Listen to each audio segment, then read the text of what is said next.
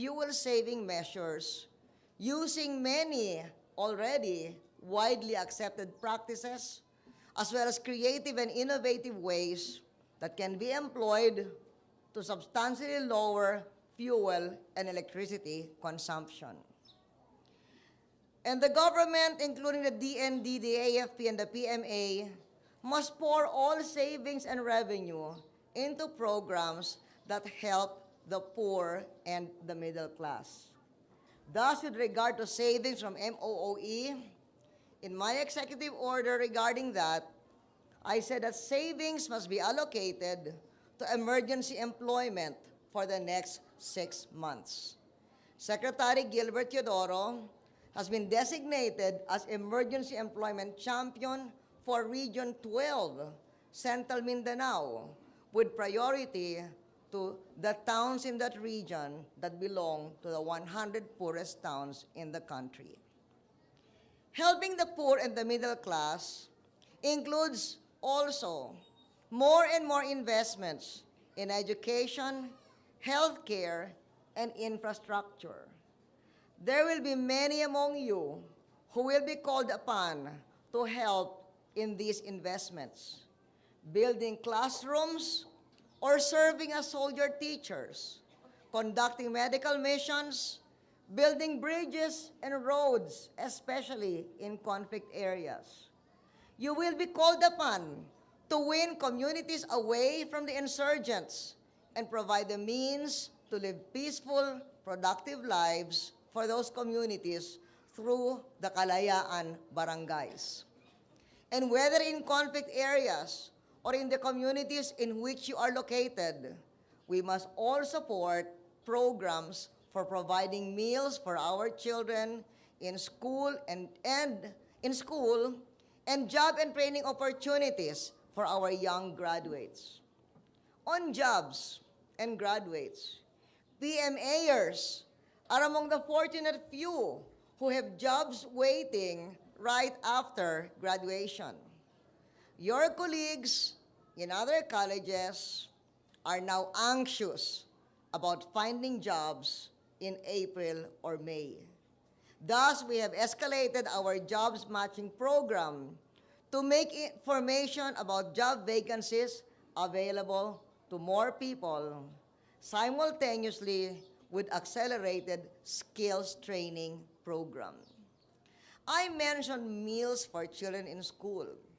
So from your savings, from the savings of the military camps, I asked them, including PMA, to spend part of the savings for providing breakfast for the daycare, preschool, or grade 1 children in the school within or nearest the camp. We must tackle many challenges at once to keep our economy and way of life going strong. On the part of government, we must live within our means and run a lean, efficient government, including the DND, the AFP, the PMA, and the units that you, our young graduates, will soon be commanding. Running a lean and efficient unit includes continued fiscal prudence, while the national government undertakes efforts to work towards a balanced budget. But all the while, we must also simultaneously invest in key programs for our people. For the DND and the AFP, the most key of these programs of my 10-point agenda is to arrive at a just completion of our peace process. Peace conduces development, and development conduces peace. Armed conflicts slow down growth. Conversely, a long period of extreme economic difficulty is a powder keg that threatens the community's security. We must move fast to stop the conflicts, and I will need your greatest military skills there. But we must also move fast to promote growth. Therefore, you play a vital role in winning battles and winning the peace.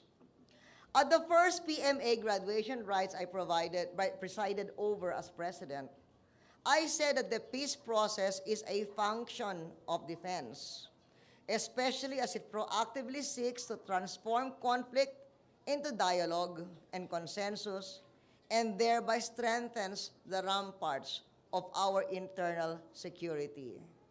Indeed, peace is always our preferred choice, but we also need your military skills to make sure that it will be the preferred choice of all parties in the conflict. For armed groups, we've adopted the UN-approved framework of disarmament, demobilization, and reintegration.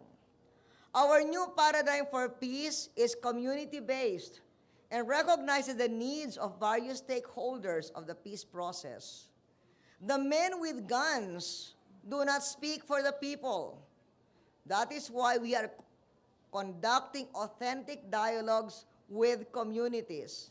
They have a bigger stake in peace and deserve a stronger voice.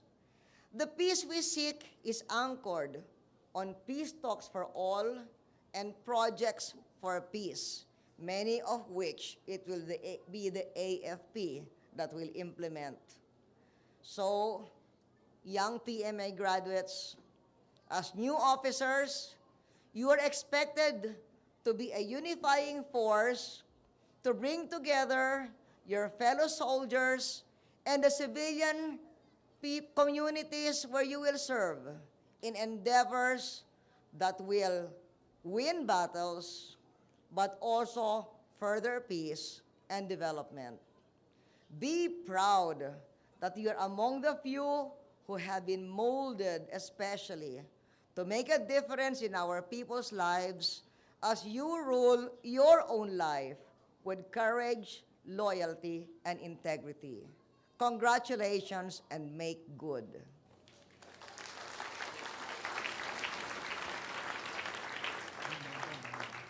I now pardon the outstanding punishment of the Cadet Corps of the PMA as may be prescribed by the Superintendent. Congratulations to all of you. Thank you.